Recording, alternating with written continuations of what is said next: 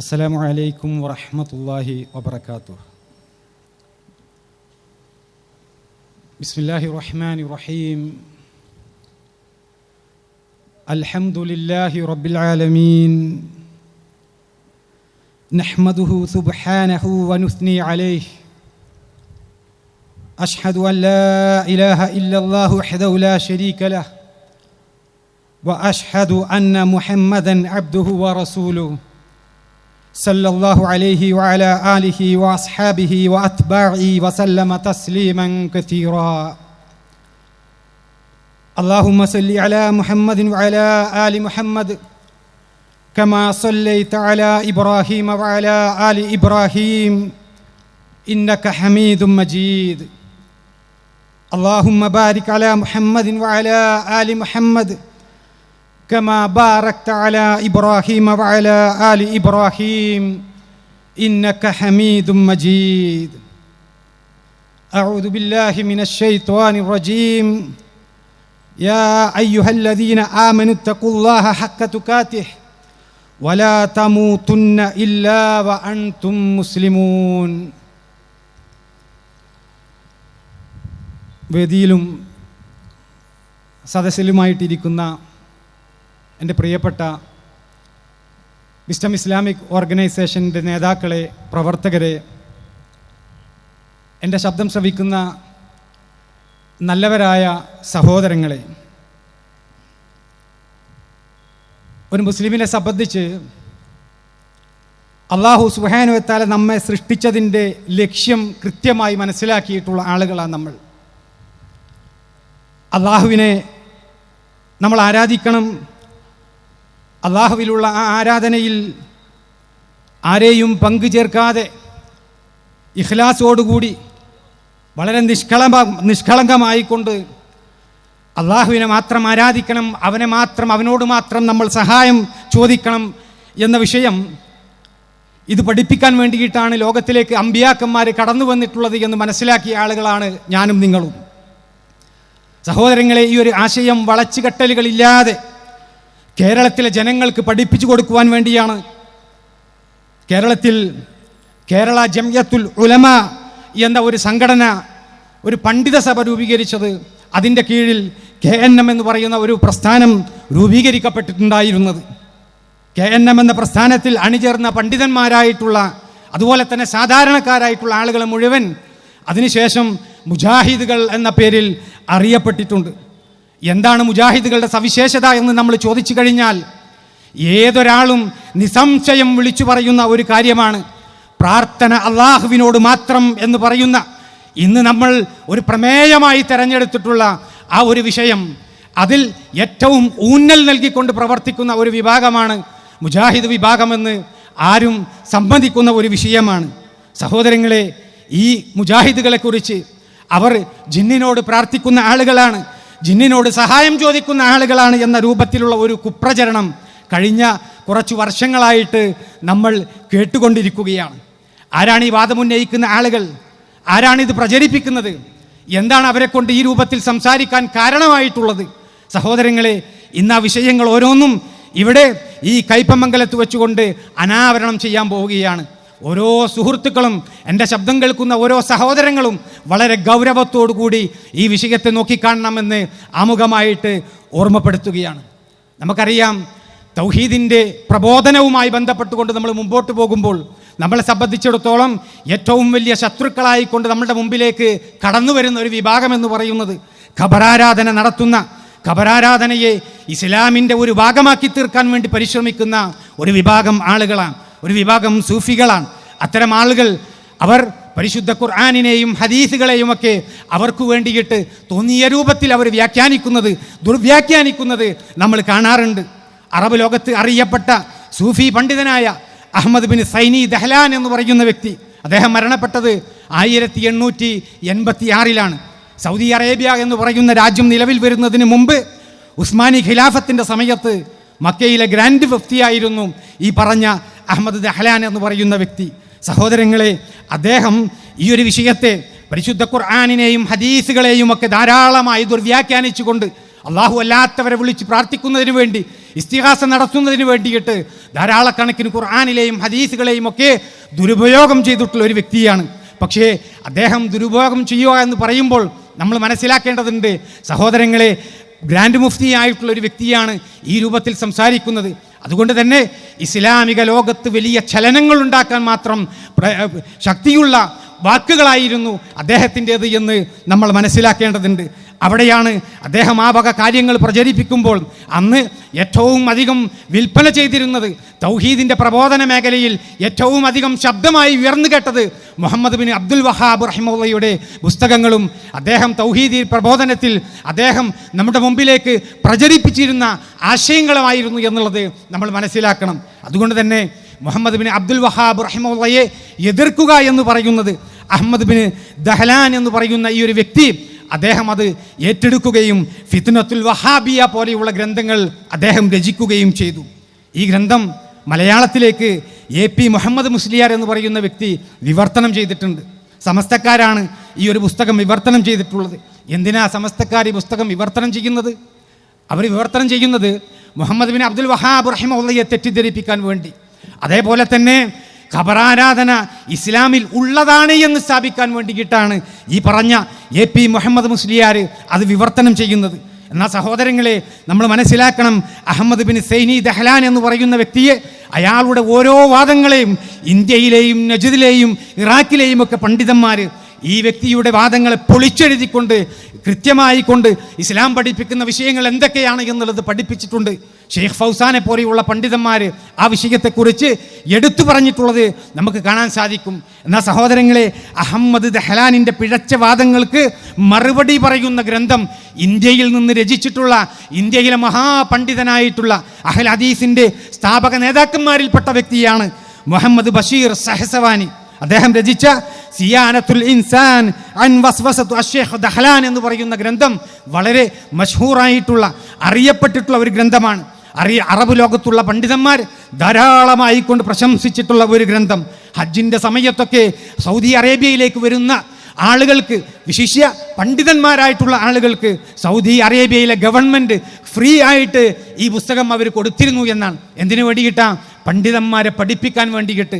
ഈ ഷെയ്ഖ് ദഹ്ലാൻ പരിശുദ്ധ ഖുർആനിനെയും ഹദീസുകളെയും ഒക്കെ തെറ്റായിക്കൊണ്ട് വ്യാഖ്യാനിക്കുമ്പോൾ അതിൻ്റെ ശരിയായിട്ടുള്ള നേരായിട്ടുള്ള മാർഗമേതാണ് എന്ന് പഠിപ്പിക്കാൻ വേണ്ടിയിട്ട് ഉപയോഗപ്പെടുത്തിയിട്ടുള്ള ഗ്രന്ഥമെന്ന് പറയുന്നത് സിയാനത്തുൽ ഇൻസാൻ എന്ന് പറയുന്ന ഗ്രന്ഥമാണ് എന്നുള്ളത് നമ്മൾ തിരിച്ചറിയേണ്ടതുണ്ട്. നമ്മുടെ അറബിക് കോളേജുകളിലൊക്കെ ഒരു റെഫറൻസ് ഗ്രന്ഥമായിക്കൊണ്ട് ഇന്നും ആ ഗ്രന്ഥം ഉപയോഗിക്കുന്നുണ്ട് എന്നുള്ളത് നമ്മൾ മനസ്സിലാക്കണം. വക്കം അബ്ദുൽ ഖാദർ മൗലവിയെ പോലെയുള്ള പണ്ഡിതന്മാർ, അതുപോലെ തന്നെ ഇന്നും ജീവിച്ചിരിപ്പുള്ള തലയെടുപ്പുള്ള പണ്ഡിതന്മാർ ഈ ഗ്രന്ഥത്തെ അവലംബമാക്കിക്കൊണ്ട് സഹോദരങ്ങളെ ഈ ഖുബൂരി ആശയം പ്രചരിപ്പിക്കുന്ന ആളുകൾക്ക് കൃത്യമായിട്ടുള്ള ഖണ്ഡനങ്ങൾ നൽകിയിട്ടുണ്ട് എന്ന് നമ്മൾ മനസ്സിലാക്കണം. അവിടെയാണ് നമ്മൾ തിരിച്ചറിയേണ്ടത്. 500 മുകളിലുള്ള തൗഹീദുമായി ബന്ധപ്പെട്ടുകൊണ്ടുള്ള മസലകൾ ഈ ഒരു ഗ്രന്ഥത്തിൽ ചർച്ച ചെയ്യുന്നുണ്ട്. എന്തിനാ 500-ൽ പരം തൗഹീദുമായി ബന്ധപ്പെട്ട വിഷയങ്ങൾ ചർച്ച ചെയ്യേണ്ട ആവശ്യം കടന്നു വരുന്നത്? അത്രമാത്രം പരിശുദ്ധ ഖുർആനിലെ ആയത്തുകളും ഹദീസുകളും ഇവർ ദുർവ്യാഖ്യാനം ചെയ്തു എന്നുള്ളതാണ് അതിൽ നിന്ന് നമ്മൾ മനസ്സിലാക്കേണ്ടത്. ഇവിടെയാണ് നമ്മൾ തിരിച്ചറിയേണ്ടത്.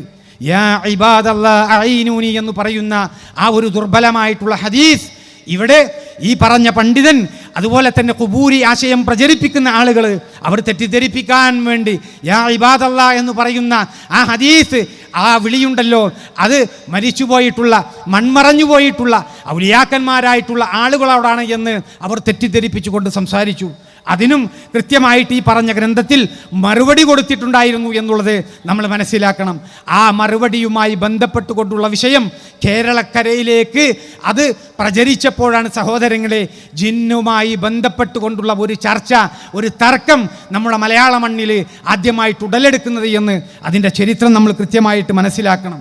ഇവിടെ ഈ ഒരു വിഷയം നമ്മൾ പറയുമ്പോൾ ബഷീർ സഹസവാനിയുടെ ഗ്രന്ഥത്തിൽ സിയാനത്തുൽ ഇൻസാൻ എന്ന് പറയുന്ന ഗ്രന്ഥത്തിൽ നേരത്തെ പറഞ്ഞതുപോലെ ഈ ഖുബൂരികളായിട്ടുള്ള ആളുകൾ അവർ ദുരുപയോഗം ചെയ്യുന്ന ആയത്തുകൾക്കും ഹദീസുകൾക്കും മറുപടി കൊടുക്കുന്നുണ്ട് എന്ന് പറയുമ്പോൾ അത് ഏത് പണ്ഡിതന്മാരാണ് എന്ന് ചിന്തിക്കുന്ന ആളുകളുണ്ട്.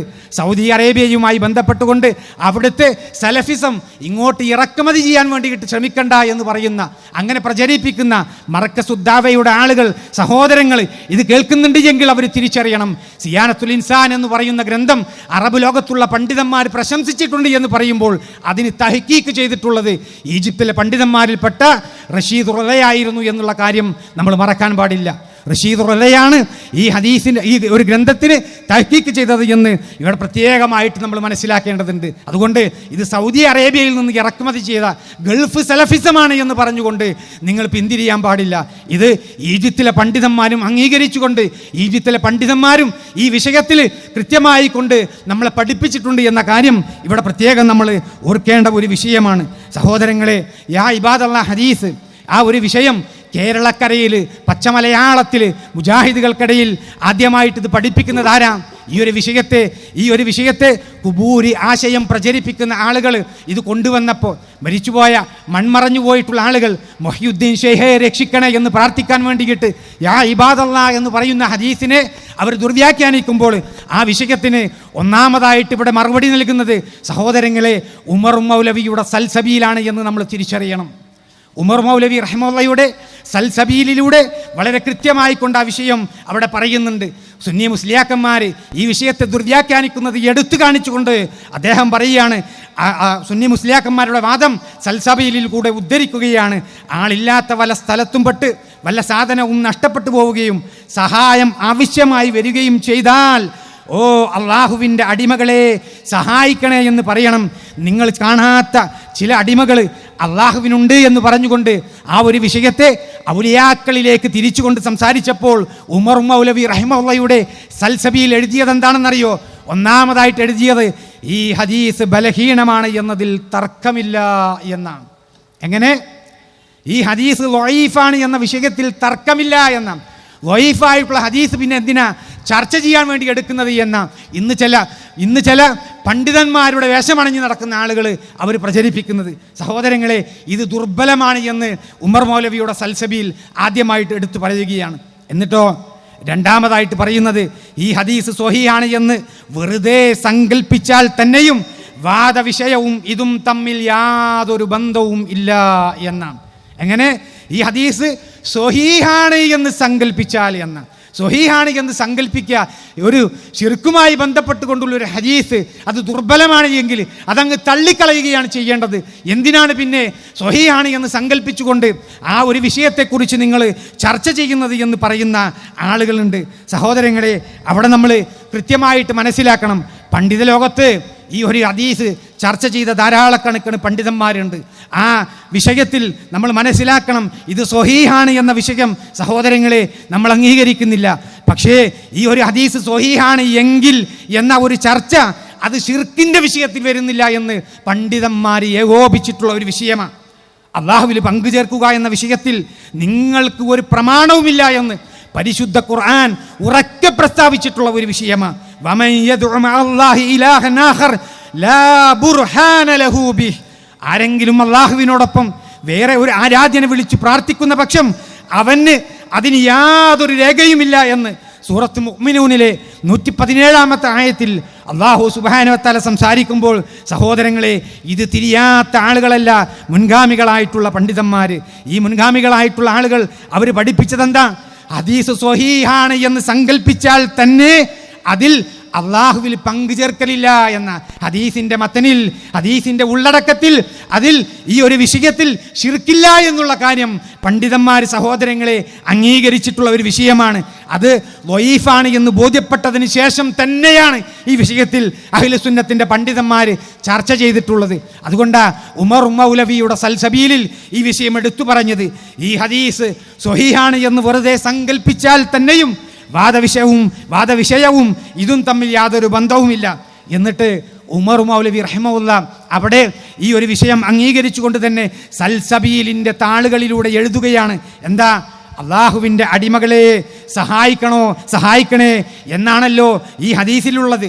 ഒരു വിജനപ്രദേശത്ത് ഒറ്റയ്ക്ക് അകപ്പെട്ട് വിഷമം കൊടുമ്പിരി കൊള്ളുമ്പോൾ എന്നിങ്ങനെ സന്ദർഭം വ്യക്തമായി നിർണയിക്കപ്പെടുത്തുകയും ചെയ്തു. അപ്പോൾ ജനനിബിഡമായ ഒരു പ്രദേശത്ത് വെച്ച് മൊഹിയുദ്ദീൻ ഷെയ്ഖിനെ വിളിച്ചു തേടാൻ എന്തൊരു വെളിച്ചമാണ് ഈ ഹദീസിൽ നിന്ന് ലഭിക്കുന്നത്. സഹായിക്കാൻ ആരെയും കാണാതെ അത്യധികം വിഷമത്തിൽ അകപ്പെടുന്ന സന്ദർഭത്തിൽ ആ സമയത്ത് യാ ഇബാദല്ലാ എന്ന് വിളിച്ചാൽ അള്ളാഹുവിൻ്റെ മലക്കുകളും ജിന്നുകളും ആ ഗതിപൊട്ടിയ മുഅ്മിനിനെ സഹായിക്കാൻ വന്നെത്തും എന്നത് പ്രതീക്ഷിക്കാം എന്നാണ്. ആരാ സഹായിക്കാൻ വരിക? അവിടെ സഹായിക്കാൻ വരുന്നത് അത്യധികം വിഷമത്തിൽ അകപ്പെടുന്ന സമയത്ത് യാ ഇബാദല്ലാ എന്ന് വിളിച്ചാൽ അള്ളാഹുവിൻ്റെ മലക്കുകളും ജിന്നുകളും ആ ഗതികുട്ടിയ മുഅ്മിനിനെ സഹായിക്കാൻ വന്നെത്തുമെന്ന് പ്രതീക്ഷിക്കാം. ഇതാണ് ഹദീസിലെ ഉപദേശം.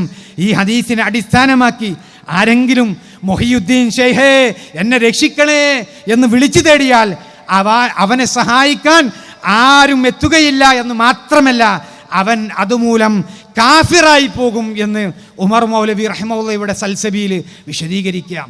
സഹോദരങ്ങളെ, നമ്മളൊന്ന് ആലോചിച്ച് നോക്കിയേ. ഹദീസ് ദഈഫാണ് എന്ന് സൽസബീൽ പറഞ്ഞു, അതുപോലെ തന്നെ സ്വഹീഹാണ് എന്ന് സങ്കല്പിച്ചു കൊണ്ടുള്ള മറുപടിയാണ് അവിടെ കൊടുക്കുന്നത്. അതിനുശേഷം അവിടെ മൊഹിയുദ്ദീൻ ഷെയ്ഖ് മരണപ്പെട്ടു പോകുന്ന ആളുകൾ അവരൊന്നുമല്ല സഹായിക്കാൻ വരിക. പിന്നെ ആരാണ് അവിടെ? ആ ഹദീസിൻ്റെ അർത്ഥസഹിതം നമ്മൾ മനസ്സിലാക്കുകയാണ് എങ്കിൽ അതിൻ്റെ ഉള്ളടക്കം പരിശോധിച്ചു കഴിഞ്ഞാൽ ആ ഹദീസിൻ്റെ താല്പര്യത്തിലുള്ളത് ആരാണ്? അവിടെ ഉള്ളത് ജിന്നുകളാണ്, മലക്കുകളാണ് എന്ന് ആ വിഷയത്തിൽ പഠിപ്പിക്കുകയാണ്. അതോടൊപ്പം തന്നെ ഒരു കാര്യം കൂടി നമ്മൾ മനസ്സിലാക്കേണ്ടതുണ്ട്. അതേ സൽസബീൽ എഴുതുകയാണ്. അതെന്താ? ഹാജറ ബീവിയുമായി ബന്ധപ്പെട്ടുകൊണ്ട് ഹാജറ ബീവി വെള്ളം അന്വേഷിച്ചു കൊണ്ടുപോകുന്ന ആ ഒരു സംഭവം നമുക്കെല്ലാം പരിചയമാണ്. ആ വിഷയത്തിൽ സഹോദരങ്ങളെ, അവിടെ ഒരു ശബ്ദം കേൾക്കുമ്പോൾ ആ ശബ്ദത്തോട് എനിക്ക് വെള്ളം നൽകണേ എന്ന് ആവശ്യപ്പെടുന്ന ആ ഒരു വിഷയം, അതിനെ ഈ ആളുകൾ കുബൂരിസം പ്രചരിപ്പിക്കുന്ന ആളുകൾ തെളിവായി കൊണ്ടുവരുന്നു. അള്ളാഹു അല്ലാത്തവരെ വിളിക്കാൻ വേണ്ടി, അവരോട് ദുആ ചെയ്യാൻ വേണ്ടിയിട്ട്. അതിനെക്കുറിച്ച് അതേ സൽസബീൽ പറയുന്നു, ഹാജറ റളിയല്ലാഹു അൻഹ അത്യധികം വിഷമം കൊടുമ്പിരി കൊണ്ട സമയത്ത്, ഒരു മനുഷ്യനെ കാണാൻ അങ്ങേയറ്റം കൊതിച്ച സമയത്ത് ഒരു ശബ്ദം കേട്ടു. അപ്പോൾ നിങ്ങളാൽ വല്ല കഴിവുമുണ്ട് എങ്കിൽ സഹായിക്കുക എന്ന് ആവശ്യപ്പെട്ടു എന്ന. ആരോടാ സഹായം ആവശ്യപ്പെടുന്നത്? മലക്കിനോടാണ് സഹായം ആവശ്യപ്പെടുന്നത്. എന്താ ചോദ്യം? നിങ്ങളാൽ വല്ല കഴിവുമുണ്ട് എങ്കിൽ സഹായിക്കണമെന്ന് ആവശ്യപ്പെട്ടു. ഇതാണ് ഹദീസിലുള്ളത്. മൊഹിയുദ്ദീൻ ഷെയ്ഖിനെ വിളിച്ചു തേടുന്ന ഒരു വിഷയം, ആ ഒരു സംഗതി തെളിവാക്കാൻ കൊള്ളുകയില്ല എന്ന് ഈ സൽസബീൽ പറയുകയാണ്. അപ്പോൾ കഴിവ് നൽകപ്പെട്ട വിഷയത്തിൽ, ആ ഒരു വിഷയത്തിൽ നമ്മുടെ മുമ്പിലുള്ള ഒരു മലക്കിനോട് ചോദിച്ചു കഴിഞ്ഞാൽ അത് ശിർക്കാണ് എന്ന് പറയുന്ന ഒരു വാദം, സഹോദരങ്ങളെ, അത് പുത്തൻ വാദമാണ് ഈ മലയാളക്കരയിൽ പ്രചരിപ്പിക്കുന്നത് എന്ന് നമ്മൾ മനസ്സിലാക്കേണ്ടതുണ്ട്. സൽസബീലിലെ ഈ ലേഖനങ്ങൾ എഴുതുമ്പോൾ സഹോദരങ്ങളെ നമ്മൾ മനസ്സിലാക്കണം, കേരള ജംഇയ്യത്തുൽ ഉലമ എന്ന് പറയുന്ന ആ ഒരു പണ്ഡിത സഭയ്ക്ക് നേതൃത്വം കൊടുക്കുന്നത് അതാരാ? KNE മൗലവിയാണ്, KN Ibrahim മൗലവിയാണ്. അന്ന് കേരള ജംഇയ്യത്തുൽ ഉലമയുടെ സെക്രട്ടറി എന്നുള്ളത് നമ്മൾ മനസ്സിലാക്കണം. അദ്ദേഹത്തെ പോലെയുള്ള പണ്ഡിതന്മാർ, ഷേഖ് മുഹമ്മദ് മൗലവിയെ പോലെയുള്ള പണ്ഡിതന്മാർ, ഹദീസ് പണ്ഡിതന്മാർ കേരളത്തിലുള്ള സമയത്താണ് ഉമർ മൗലവിയുടെ സൽസബീൽ ഈ വിഷയം എഴുതുന്നത് എന്ന് ഗൗരവപൂർവ്വം നമ്മൾ തിരിച്ചറിയേണ്ടതുണ്ട്. ഇന്ന് സഹോദരങ്ങളെ, ഈ വക വിഷയങ്ങൾ കൃത്യമായിക്കൊണ്ട് മുജാഹിദ് പൈതൃകം അവകാശപ്പെട്ടുകൊണ്ട് തന്നെ ഈ വിഷയം നമ്മൾ മലയാളക്കരയിൽ പഠിപ്പിക്കുമ്പോൾ അതെല്ലാം ശിർക്കാണ് എന്ന് പറഞ്ഞുകൊണ്ട് അവർ ആരോപണം ഉന്നയിക്കുമ്പോൾ ആ ആരോപണം ചെന്നു കൊള്ളുന്നത് സഹോദരങ്ങളെ, മലയാളക്കരയിൽ നമ്മൾ പരിശോധിച്ചാൽ ഉമർ മൗലവി ശിർക്ക് പ്രചരിപ്പിച്ച ആളാണ് എന്ന് പറയേണ്ടി വരും. ഉമർ മൗലവിക്ക് തൗഹീദ് തിരിയാത്ത ആളാണ് എന്ന് പറയേണ്ടി വരും. പക്ഷേ അതൊക്കെ പറയുന്ന സാഹചര്യങ്ങൾ ഈ നാട്ടിൽ ഉണ്ടായിട്ടുണ്ട് എന്നാണ്. ഉമർ മൗലവിയുടെ തൗഹീദിൽ ധാരാളക്കണക്കിന് കുഴപ്പങ്ങൾ സംഭവിച്ചിട്ടുണ്ട് എന്ന് പറയുന്ന ആളുകൾ ഇന്നും വിചിന്തനത്തിലൂടെ എഴുതിക്കൊണ്ടിരിക്കുകയാണ്. നോക്കണം, തൗഹീദിന് വേണ്ടി ശബ്ദിച്ച ഒരു വാരികയായിരുന്നു വിചിന്തനം വാരിക. ഇന്നും ആ വിചിന്തനം വാരികയിലൂടെ ഉമർ മൗലവിയുടെ തൗഹീദിൽ ധാരാളം അബദ്ധങ്ങൾ സംഭവിച്ചിട്ടുണ്ട് എന്ന് പറയുന്ന ആളുകൾ ഇന്നും ആ വിചിന്തനത്തിലൂടെ എഴുതിക്കൊണ്ടിരിക്കുകയാണ് എന്ന വിഷയം നമ്മൾ മനസ്സിലാക്കണം. സഹോദരങ്ങളെ, ഇത് തിരിയാത്ത ആളുകളല്ലായിരുന്നു മുൻഗാമികൾ എന്നുള്ളത് പറയാനാണ് ഇവിടെ ഞാനിത് ഉദ്ധരിച്ചത്. അതിനുശേഷവും യാ ഇബാദല്ലാ എന്ന് പറയുന്ന ഹദീസുകൾ നമ്മുടെ കേരളക്കളയിൽ ചർച്ചയായിട്ടുണ്ട്, മലയാളികൾക്കിടയിൽ ചർച്ചയായിട്ടുണ്ട്. അതിൻ്റെ ഉദാഹരണമാണ് 2000 നടന്ന ഷാർജ മുഖാമുഖം. മലയാളികളായിട്ടുള്ള ആളുകൾക്കിടയിൽ ബഹുമാന്യനായ പണ്ഡിതൻ ഹുസൈൻ സലഫി അതേപോലെ തന്നെ മണ്ണാർക്കാട് സംവാദത്തിൽ സക്കരിയ സലാഹിയുമൊക്കെ ഈ ഒരു വിഷയത്തെക്കുറിച്ചുള്ള ചോദ്യങ്ങൾ വന്നപ്പോൾ കൃത്യമായി കൊണ്ട് ആ വിഷയത്തിന് മറുപടി നൽകിയിട്ടുള്ളത് നമുക്ക് ഇവിടെ ഈ ക്ലിപ്പിലൂടെ, ഈ വീഡിയോയിലൂടെ നമുക്ക് സ്ക്രീനിൽ കാണാൻ സാധിക്കും. അതുകൊണ്ട് തന്നെ നിങ്ങൾ എവിടെങ്കിലും പെട്ടാൽ വിളിച്ചോളിൻ എന്ന് പറയുന്ന ആ സംഭവം ലഈഫാണ്, അത് ദുർബലമാണ് എന്ന് പണ്ഡിതന്മാർ രേഖപ്പെടുത്തിയിട്ടുണ്ട്. ആ വിഷയത്തിൽ ആ ഹദീസ് കൂടി വേണമെങ്കിൽ നിങ്ങളെ കേൾപ്പിക്കുകയാണ്. അത് തൊബ്രാനിയാണ് റിപ്പോർട്ട് ചെയ്തിട്ടുള്ള, അതിന്റെ മുഴുവൻ കേട്ടോളൂ. ഇതാ അവല്ലാഹദുക്കും ചെയ്യൻ, നിങ്ങളിൽ ആർക്കെങ്കിലും എന്തെങ്കിലും വഴിപിഴച്ചാൽ, ഔ അറാദഹദുക്കും വൗസൻ, നിങ്ങൾ വല്ല സഹായം ഉദ്ദേശിച്ചാൽ, വഹുവ ബിഅർളിൻ ലൈസ ബിഹാ അനീസുൻ ഫൽയഖുൽ യാ ഇബാദല്ലാഹ് അഗീസൂനി അഗീസൂനി, എന്നെ സഹായിക്കേ എന്ന് പറയാ. അവിടെ നിന്നും ആരാ കേൾക്കണമെങ്കിൽ അവർ വന്നോട്ടെ, ഹദീസ് ശരിയാണെങ്കിൽ ഉണ്ടാവുള്ളൂ. നമ്മളൊരു സ്ഥലത്ത് അപകടത്തിൽപ്പെട്ടാൽ മണ്ടിയരേ എന്ന് പറയും, എന്നെ രക്ഷിക്കേ എന്ന് പറയും. ആരോടെയുമില്ല, കേൾക്കണവർക്ക് ആർക്കും വന്നിട്ട് രക്ഷപ്പെടുത്താം. അതിലപ്പുറം മരണപ്പെട്ടു പോയ മഹാത്മാക്കളെയോ അമ്പിയാക്കളെയോ ഔലിയാക്കളെയോ വിളിച്ചുവന്നോ വിളിക്കാനോ ഇനി ഹദീസ് സഹിയാൻ ആരെങ്കിലും ഉരുണ്ട് പേരണ്ട് ഒപ്പിച്ചാൽ തന്നെ അത് തെളിവല്ല. ഹദീസാണെങ്കിൽ അത് തൊബറാനി റിപ്പോർട്ട് ചെയ്ത ഹദീസ് ലഈഫുമാണ് എന്ന് പണ്ഡിതന്മാർ വളരെ വ്യക്തമായി തന്നെ രേഖപ്പെടുത്തിയിട്ടുണ്ട്.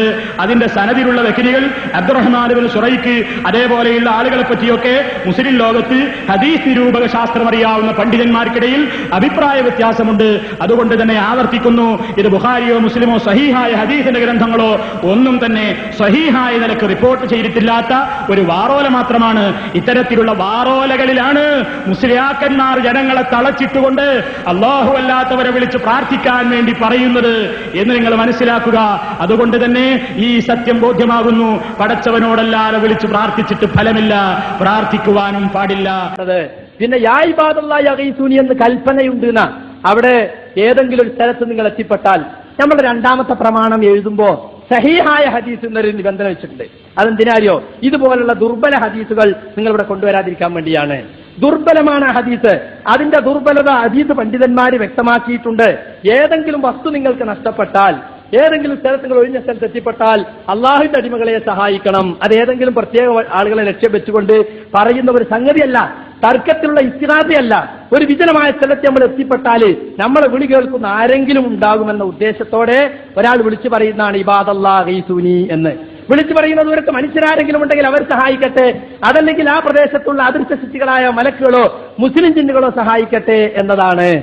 അതാണ് ഇവിടെ യഥാർത്ഥ തർക്കത്തിലുള്ള വിഷയവുമായി ബന്ധപ്പെട്ടതല്ല. നേരെ മറിച്ച് ആ സന്ദർഭത്തിൽ നിങ്ങൾ വൈദ്യുതിയെ രക്ഷിക്കണേ എന്ന് വിളിക്കുന്നതാണെങ്കിലോ അത് ശിർക്കാണ്. അത് നിങ്ങളെ തെളിവ് കൊണ്ടുണ്ട്. ഇത് ദുർബലമായ ഹദീസാണ്, സഹിഹായ ഹദീസാണ് തെളിവ് ഉദ്ധരിക്കേണ്ടത്. സഹി ആണെങ്കിൽ തന്നെ നിങ്ങൾക്ക് തെളിവില്ല, തർക്കത്തിരിക്കുന്ന വിഷയത്തിന് അതിൽ തെളിവില്ല. ഇവിടെ കൃത്യമായി കൊണ്ട് നമ്മൾ കേട്ടു. 2000-ലാണ് ബഹുമാന്യനായ ഹുസൈൻ സലഫി വിഷയത്തിൽ മറുപടി കൊടുക്കുന്നത്. അതിനുശേഷം നടന്ന മണ്ണാർക്കാട് സംവാദത്തിലാണ് സക്കരിയ സലാഹി വിഷയത്തിൽ മറുപടി കൊടുക്കുന്നത്. ആരാ സക്കരിയ സലാഹിയുടെ കൂടെ ഇരിക്കുന്ന ആളുകൾ നമ്മൾ മനസ്സിലാക്കണം. ഹംസാബാ കവിയുണ്ട് അതിൽ, ഹനീഫ് കായക്കൊടിയുണ്ട് അതിൽ, മജീദ് സലാഹിയുണ്ട് ആ വേദിയിൽ. ഈ സംവാദമൊക്കെ കഴിഞ്ഞതിന് ശേഷം AP അബ്ദുൽ ഖാദർ മൗലവി സക്കരിയ സലാഹിയെയും മുജാഹിദ് പണ്ഡിതന്മാരെയും ഒക്കെ പ്രശംസിച്ചിട്ടുള്ള വാർത്തയും നമുക്കൊക്കെ അറിയാവുന്ന ഒരു കാര്യം. ആരും ഈ ഒരു മറുപടിയിൽ ശിർക്കുണ്ട് എന്ന് പറഞ്ഞതായിട്ട് നമുക്ക് അറിയുകയില്ല എന്നർത്ഥം. എന്നാൽ അതിനുശേഷം 2002 ഹുസൈൻ മടവൂരിൻ്റെ നേതൃത്വത്തിൽ ഒരു വിഭാഗം നമ്മളിൽ നിന്ന് പിളർന്നു പോയപ്പോൾ സഹോദരങ്ങളെ, അതിനുശേഷമാണ് KNM-ന്റെ തൗഹീദ് ശരിയല്ല എന്ന് പറയാൻ വേണ്ടി ഈ മരണപ്പെട്ടു പോയ അബ്ദുസ്സലാം സുലമിയെ പോലെയുള്ള, അലി മദനി മൊറയൂരിനെ പോലെയുള്ള ആളുകളൊക്കെ ജിന്ന് ഒരു അഭൗതിക സൃഷ്ടിയാണ് എന്ന് പറഞ്ഞുകൊണ്ട് സിഹറും കണ്ണൂരും ഒക്കെ വിശ്വസിച്ച് കഴിഞ്ഞാൽ ആ വിശ്വാസം തന്നെ ശിർക്കാണ് എന്ന് പറഞ്ഞുകൊണ്ട് അവർ രംഗപ്രവേശനം ചെയ്യുന്നത്. അന്ന് മുജാഹിദ് പ്രസ്ഥാനം പിളർന്നപ്പോൾ മടവൂര് വിഭാഗത്തിൻ്റെ സംസ്ഥാന പ്രസിഡന്റായിരുന്ന ഡോക്ടർ EK അഹമ്മദ് കുട്ടി, അദ്ദേഹം മാധ്യമം ദിനപത്രത്തിലാണ് എഴുതുന്നത്, തൗഹീദിൻ്റെ വിഷയത്തിലാണ് ഞങ്ങൾക്കിടയിൽ പിളർപ്പ് സംഭവിച്ചത് എന്നാണ് ആദ്യം അദ്ദേഹം എഴുതിയത്. ആ ഒരു വാദത്തെ എടുത്തുകൊണ്ട് അമ്പലക്കടവ് ഫൈസി ചന്ദ്രികയിൽ നവംബർ 16 2002 നവംബർ 16 തൗഹീദിൻ്റെ യാഥാർത്ഥ്യം എന്ന് പറഞ്ഞുകൊണ്ട് ഒരു ലേഖനം എഴുതി.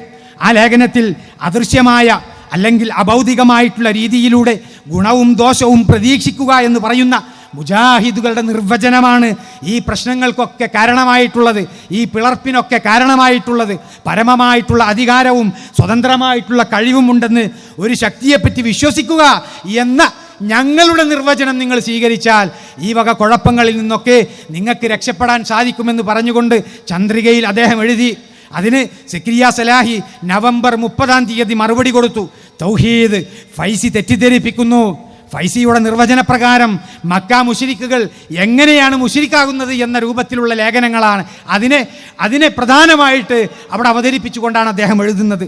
അങ്ങനെ അമ്പലക്കടവ് ഫൈസിയുടെ 2ാം ലേഖനം വരിക ചന്ദ്രികയിൽ ഡിസംബർ 29 പുതിയ വ്യാഖ്യാനം തന്നെയാണ് പ്രശ്നമെന്ന തലക്കെട്ടാണ് അദ്ദേഹം നൽകുന്നത്. മുസ്ലിങ്ങളെ മുശ്രിക്കുകളാക്കാൻ വേണ്ടിയിട്ട് മക്കാ മുശ്രിക്കുകളെ വെള്ളപൂശാൻ വേണ്ടിയിട്ടാണ് മുജാഹിദുകൾ പരിശ്രമിക്കുന്നത് എന്ന് അതിലൂടെ അദ്ദേഹം വാദിക്കുകയാണ്. അങ്ങനെ സക്കരിയ സലാഹി അതിന് വീണ്ടും 2ാമത്തെ ഒരു ലേഖനം എഴുതി ചന്ദ്രികയിൽ മെയ് 20 തൗഹീദ് പ്രാമാണിക വ്യാഖ്യാനങ്ങളിലേക്ക് മടങ്ങിയാൽ തർക്കം തീരും. ലാത്തയെയും ഉസ്സയെയും മനാത്തിയെയും അള്ളാഹുവിൻ്റെ അടുക്കൽ സാമീപ്യം നേടാനുള്ള ശുപാർശകരായിക്കൊണ്ട് മക്കാ മുശ്രിക്കുകൾ സ്വീകരിച്ചത് എന്തിനാണ്? പരമമായിട്ടുള്ള അധികാരവും സ്വതന്ത്രമായിട്ടുള്ള കഴിവും അവർ അള്ളാഹുവിനാണ് വകവെച്ചു കൊടുത്തിട്ടുള്ളത്. അവരുടെ ആരാധ്യന്മാർക്ക് അവരൊരിക്കലും വകവെച്ചു കൊടുത്തിട്ടില്ല എന്ന് വളരെ ഭംഗിയായിക്കൊണ്ട് ചന്ദ്രികയിലൂടെ അവിടെ സക്കരിയ സലാഹി അത് വിശദീകരിച്ചു. അങ്ങനെ വീണ്ടും അമ്പലക്കടവ് ഫൈസിയുടെ 4 ലേഖനങ്ങളാണ് ചന്ദ്രികയിൽ പ്രത്യക്ഷപ്പെടുന്നത്. ഒന്ന് മെയ് 30 തൗഹീദ് പ്രാമാണിക വ്യാഖ്യാനത്തിൽ ഉറച്ചു നിന്നാൽ തർക്കം ഇവിടെ അവസാനിപ്പിക്കാം. 2ാമത്തത് മെയ് 31 അന്തരം നിർവചനങ്ങളിൽ. പിന്നെ ജൂൺ 1 അന്തരം നിർവചനങ്ങളിൽ അതിൻ്റെ 2ാം ഭാഗം. അതിനുശേഷം ആ ലേഖനം ചന്ദ്രികയിൽ അവസാനിപ്പിക്കുന്നത് സഹോദരങ്ങളെ നമ്മൾ മനസ്സിലാക്കണം. ജിന്നുകളുടെ കഴിവ് അംഗീകരിച്ചാൽ മുശ്രിക്കാകുമോ എന്നതാണ് അദ്ദേഹം എഴുതിയ ലേഖനത്തിൻ്റെ തലക്കെട്ട്. എന്താണ് ആ ലേഖനത്തിലൂടെ അയാൾ സമർപ്പിക്കാൻ ശ്രമിച്ചത്? ജിന്നുകൾ അഭൗതികമായി ജ്യോത്സ്യന്മാരെ സഹായിക്കുന്നുണ്ട് എന്ന് വിശ്വസിച്ചാൽ ശിർക്കല്ല. പക്ഷേ മുജാഹിദുകളുടെ നിർവചനപ്രകാരം അഭൗതികമായ സഹായം അള്ളാഹുവിൽ നിന്ന് മാത്രമാണ് ലഭിക്കുക. അപ്പോൾ പിന്നെ ജ്യോത്സ്യന്മാരെ സഹായിക്കുന്നു എന്ന് വിശ്വസിച്ചാൽ ശിർക്കാവുകയില്ലേ എന്നാണ് അദ്ദേഹത്തിൻ്റെ ചോദ്യം. സഹോദരങ്ങളെ, ഈ ഒരു വിഷയത്തിൽ നമ്മൾ മനസ്സിലാക്കണം, മരിച്ചുപോയ അമ്പ്യാക്കന്മാരോട് ദുആ ഇറക്കാൻ വേണ്ടിയിട്ടാണ് അവർ ഈ രൂപത്തിൽ എഴുതിയിട്ടുള്ളത്. അതിന് മറുപടി കൊടുക്കേണ്ടേ? ചന്ദ്രികയിൽ ആരൊക്കെയാണ് ഇത് വായിക്കുന്നത്? മുജാഹിദുകൾ വായിക്കുന്നുണ്ട്, സുന്നികൾ വായിക്കുന്നുണ്ട്, രാഷ്ട്രീയ നിരീക്ഷകരായിട്ടുള്ള ആളുകൾ വായിക്കുന്നുണ്ട്. അവരുടെ മുമ്പിൽ മുജാഹിദുകളുടെ തൗഹീദ് അചഞ്ചലമാണ് എന്ന് സ്ഥാപിക്കാൻ വേണ്ടിയിട്ട് നമുക്ക് മറുപടി എഴുതാൻ അതിൽ പേജുകൾ അനുവദിച്ചു തന്നില്ല. റഹീം മേച്ചേരി എന്ന് പറയുന്ന ചന്ദ്രികയുടെ എഡിറ്റർ അവിടെ പറഞ്ഞു ഈ വിഷയം ഇവിടെ അവസാനിപ്പിക്കണമെന്ന്, ഇതിവിടെ നിർത്തുകയാണ് എന്ന് ഒരു കുറിപ്പ് ചന്ദ്രികയിൽ കൊടുക്കുക. പിന്നെ നമ്മളവിടെ എഴുതുക. അതും കഴിഞ്ഞ് 4 വർഷം കഴിഞ്ഞിട്ട് പിന്നീട് 2007 ജനുവരിയിൽ SKSSFിൻ്റെ ഔദ്യോഗിക മുഖപത്രമായിട്ടുള്ള സത്യധാരയിലാണ് അമ്പലക്കടവ് ഫൈസി വീണ്ടും ഇതേ വാദങ്ങൾ ഉന്നയിച്ചുകൊണ്ട് 10 ചോദ്യങ്ങൾ മുജാഹിദുകളോട് ഉന്നയിച്ചുകൊണ്ട് അദ്ദേഹം കടന്നു വരുന്നത്. അതിന് KNMൻ്റെ വിചിന്തനത്തിലൂടെ MP അബ്ദുൽ ഖാദിർ കരുവമ്പൊയിൽ 2 ലേഖനത്തിലൂടെ അതിന് മറുപടി നൽകി. മുജാഹിദുകളുടെ തൗഹീദ് പ്രതിസന്ധിയിലോ 1ാമത്തെ ലേഖനം. പിന്നെ അഭൗതിക കഴിവും മഹാത്മാക്കളോടുള്ള ചോദ്യവും ഇതാ 2ാമത്തെ ലേഖനം. അതിലൂടെ എന്താ സമർത്ഥിച്ചത്? മലക്കുകളുടെയും ജിന്നുകളുടെയും പ്രവർത്തനങ്ങളുടെ കാര്യകാരണം നമുക്ക് പിടികിട്ടുന്നില്ല എങ്കിലും അവയെക്കുറിച്ച് അഭൗതികമെന്നോ കാര്യകാരണ ബന്ധങ്ങൾക്ക് അതീതമെന്നോ ബുദ്ധിയുള്ള ആരും പറയുകയില്ല എന്നാണ് അന്ന് കരുവമ്പൊയിൽ ആ വിഷയത്തിന് മറുപടി കൊടുത്തുകൊണ്ട് എഴുതിയത്. അതോടൊപ്പം തന്നെ ഇസ്ലാഹ് മാസികയിലും അമ്പലക്കടവ് ഫൈസിക്ക് മറുപടി നൽകിക്കൊണ്ട് തൗഹീദ് സ്ഥാപിക്കാൻ വേണ്ടിയിട്ട് തുറക്കൽ അബ്ദുൽ ജബ്ബാർ മൗലവി റഹിമഹുല്ല ലേഖനങ്ങൾ എഴുതി. സഹോദരങ്ങളെ, മുജാഹിദ് പ്രസ്ഥാനത്തിൻ്റെ തൗഹീദിൻ്റെ നിർവചനത്തിൽ പിഴവ് സംഭവിച്ചിട്ടുണ്ട് എന്ന് പറയുന്ന മുസ്ലിയാക്കന്മാർക്ക് മറുപടി കൊടുക്കാൻ വേണ്ടിയിട്ടാണ് ഈ വക ലേഖന പരമ്പരകളൊക്കെ ഉണ്ടായത്. ഈ വിഷയത്തെക്കുറിച്ച് നമ്മൾ ചർച്ച ചെയ്യണമെങ്കിൽ, മുജാഹിദുകൾ ഈ വിഷയത്തെക്കുറിച്ച് ചർച്ച ചെയ്യണമെങ്കിൽ ചന്ദ്രികയിലെ ലേഖനങ്ങൾ നമ്മൾ വായിക്കണം. ഒന്നും വേണ്ട, മിനിമം ഇസ്ലാഹ് മാസികയിൽ നമ്മൾ എഴുതിയ ആ ലേഖനം അതൊന്നും നമ്മൾ വായിക്കണമെന്നാണ് നമ്മൾ കേരളത്തിൽ നടന്നുകൊണ്ട് പ്രസംഗിച്ചു കൊണ്ടിരിക്കുന്നത് നമ്മുടെ പണ്ഡിതന്മാർ. ആ ലേഖനത്തിൽ നിന്ന് ഇതൊന്നും വായിക്കാതെ ഒരു ചെറിയ കഷ്ണം മാത്രം അടർത്തിയെടുത്തുകൊണ്ട് മടവൂർ വിഭാഗവും അതുപോലെ തന്നെ KNMൻ്റെ പണ്ഡിതന്മാരുമൊക്കെ ഇന്ന് നടക്കുന്ന കാഴ്ചയാണ് നമ്മൾ കണ്ടുകൊണ്ടിരിക്കുന്നത്. അതിലേക്കെത്തുന്ന ലേഖന പരമ്പരകൾ നമ്മൾ വായിക്കണമെന്ന് ഒന്നാമതായിട്ട് നമ്മൾ മനസ്സിലാക്കണം. ഇനി സഹോദരങ്ങളെ, ഇത് എതിരാളികൾ പ്രചരിപ്പിച്ച ആ ഒരു വിശ്വാസം, അതിന് KNM അത് സ്വീകരിച്ചുകൊണ്ട് KNM KNMന്റെ പണ്ഡിതന്മാർ എതിരാളികൾ പ്രചരിപ്പിച്ച ആ ഒരു ആദർശത്തിലേക്ക് എത്തി നിൽക്കുന്ന ഒരു കാഴ്ചയാണ് ഇന്ന് നമ്മൾ കണ്ടുകൊണ്ടിരിക്കുന്നത്. അതിലേക്ക് മണ്ണ് പാകപ്പെടുത്തിയ ഒരുപാട് പ്രഭാഷകന്മാരുണ്ട്. ആ പ്രഭാഷകന്മാരിൽ ഒരു പ്രധാനപ്പെട്ട വ്യക്തിയാണ് ഹനീഫ് കായക്കൊടി എന്ന് പറയുന്ന വ്യക്തി. അദ്ദേഹത്തിൻ്റെ ചില വാദങ്ങൾ എന്തൊക്കെയായിരുന്നു എന്നുള്ളതിനെക്കുറിച്ച് നമ്മളൊന്ന് നോക്കണം. ആദ്യം അഹ്ലുസുന്നത്തിൻ്റെ ഉറച്ച നിലപാട് അദ്ദേഹം പ്രഖ്യാപിക്കുന്നത് നമുക്ക് കാണാൻ സാധിക്കും. അദ്ദേഹം മുസ്ലിയാക്കന്മാർക്ക് മറുപടി കൊടുത്തുകൊണ്ട് നമ്മളുടെ കൂടെ ഉണ്ടായിരുന്ന സമയത്ത് പറഞ്ഞ വാക്കുകളാണ് അത്. ഈ വിഭാഗത്തിന്റെ നമ്മുടെ കോഴിക്കോട് ജില്ലയിലെ ശക്തി കേന്ദ്രമാണ് നന്ദി. ആ നന്ദിയിൽ വന്ന് അബ്ദുൽ ഹമീദ് ഫൈസി അമ്പലക്കടവ് ഈ വിഷയം പ്രസംഗിച്ച് സംസാരിച്ചു. അന്നവിടെ പ്രസംഗിച്ചുകൊണ്ട് ഞാൻ പറഞ്ഞു, ജിന്നുകളോട് പ്രാർത്ഥിക്കാമെന്ന് മുജാഹിദികൾ അവരുടെ പ്രസംഗങ്ങളിൽ എഴുതുകയോ ജിന്നുകളോട് പ്രാർത്ഥന നടത്തിയാൽ അത് ശിർക്കാവുകയില്ലെന്ന് മുജാഹിദികൾ അവരുടെ പ്രസിദ്ധീകരണങ്ങളിൽ എഴുതുകയോ പ്രസംഗിക്കുകയോ ചെയ്തതായി നിങ്ങൾ തെളിയിച്ചാൽ, ഏതെങ്കിലും ഒരു പ്രസിദ്ധീകരണത്തിലുണ്ടെങ്കിൽ നാളെ അതിന്റെ ഫോട്ടോസ്റ്റാറ്റ് എടുത്ത് ഈ നന്ദി അങ്ങാടിയിൽ നിങ്ങൾ ഒട്ടിച്ചാൽ, അന്നവിടെ പോലീസുകാരുണ്ട്, ഈ പോലീസ് ഉദ്യോഗസ്ഥരെ സാക്ഷി നിർത്തി ഞാൻ പറയുന്നു, നാളെ മഗ്‌രിബ് നിസ്കാരത്തിന് ശേഷം നന്ദി പള്ളി പൂട്ടി താക്കോല് ഞാൻ ദാറുസ്സലാം അറബി കോളേജിൽ കൊണ്ടുവന്നു തരും. നമ്മൾ പറഞ്ഞിട്ടില്ല, പിന്നെ നമുക്ക് ധൈര്യത്തെ പറയാലോ. കണ്ടോ, ഇതുവരെ ആ വാക്ക് പാലിച്ചിട്ടില്ല എന്നുള്ളത് നമ്മൾ മനസ്സിലാക്കണം. അതായത് ഇവരൊക്കെ അത് അംഗീകരിച്ചു, ആ പള്ളി പൂട്ടിയിട്ട് അതിൻ്റെ താക്കോൽ അവിടെ കൊടുത്തിട്ടില്ല, അതവിടെ നിൽക്കട്ടെ. അതിനുശേഷം എന്താ സംഭവിക്കുന്നത്? അതിനുശേഷം മടവൂരിസം പ്രചരിപ്പിച്ചിട്ടുള്ള തൗഹീദിൻ്റെ ആശയം അദ്ദേഹം സ്വീകരിക്കുകയാണ്. അതിനുശേഷം കേരളത്തിലുണ്ടായിരുന്നത് 3 സംഘടനകളായിരുന്നു. ഒന്ന് KNM മുജാഹിദുകൾക്കിടയിൽ, ഒന്ന് KNM, 2 മടവൂർ വിഭാഗവും, 3-മത്തേത് ദഅവാ സമിതിയുമാണ്. ആ സമയത്ത് ഇദ്ദേഹത്തിന് പ്രചരിപ്പിക്കണം. എന്താ പ്രചരിപ്പിക്കേണ്ടത്? ഈ മടവൂർ വിഭാഗം ഷിർക്കിലാണ്, അതുപോലെ തന്നെ ദഅവാ സമിതിയും ഷിർക്കിലാണ് എന്നുള്ളത് അദ്ദേഹത്തിന് കാണിക്കണം. അതിനു വേണ്ടിയിട്ട് അദ്ദേഹം പ്രസംഗിക്കുന്നത് എന്താണെന്ന് അറിയോ? മടവൂർ വിഭാഗത്തിൻ്റെ പണ്ഡിതന്മാരിൽപ്പെട്ട ചെറിയമുണ്ടം അബ്ദുൽ ഹമീദ് മദനി അദ്ദേഹം ഷിർക്ക് പ്രചരിപ്പിച്ചിട്ടുണ്ട് എന്ന് അദ്ദേഹം പ്രസംഗിക്കുന്നു. അതോടൊപ്പം തന്നെ തുറക്കൽ അബ്ദുൽ ജബ്ബാർ മൗലവി അദ്ദേഹം ഷിർക്ക് പ്രചരിപ്പിച്ചിട്ടുണ്ട് എന്ന് അദ്ദേഹം വാദിച്ചുകൊണ്ട് മടവൂർ വിഭാഗം ഷിർക്കിലാണ്, അതേപോലെ തന്നെ ദഅവാ സമിതിയും ഷിർക്കിലാണ് എന്ന് പറഞ്ഞുകൊണ്ട് അദ്ദേഹം വാദിക്കുന്നുണ്ട്. പക്ഷേ ആ ഒരു വിഷയം നമ്മൾ ആ ക്ലിപ്പിലേക്ക് പോകുന്നില്ല.